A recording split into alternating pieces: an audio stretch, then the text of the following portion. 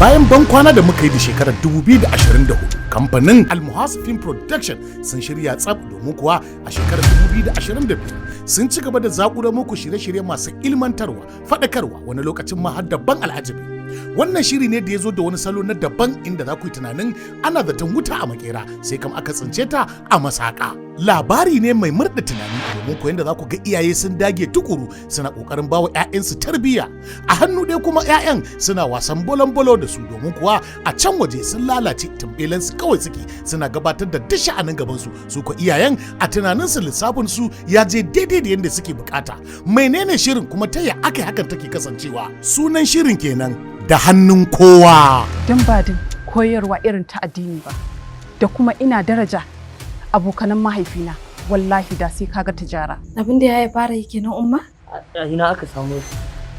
A gidan kanwar ubanka. Kai ba abokin mahaifina bane? Warai kuwa. Ba za ka yi magana ba? Amma Allah ya isa tsakanina da kai.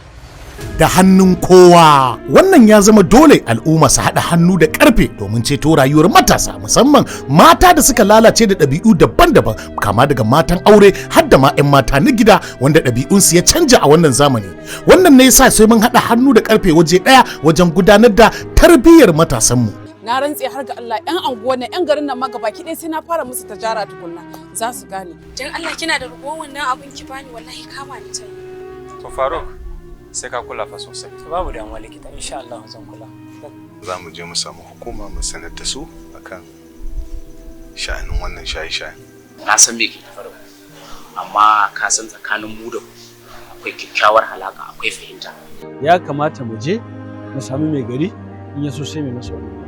Ƙaranin namu yanayin noma da muke yi duk mun kai kuɗin mu gona. Saboda ko asu. Ban ji ma ka ce ma yayi kyau ba. Wallahi tallahi ina mata. Ya kike? Ƙarya kike na ce. Ko dira mu kina ƙarya.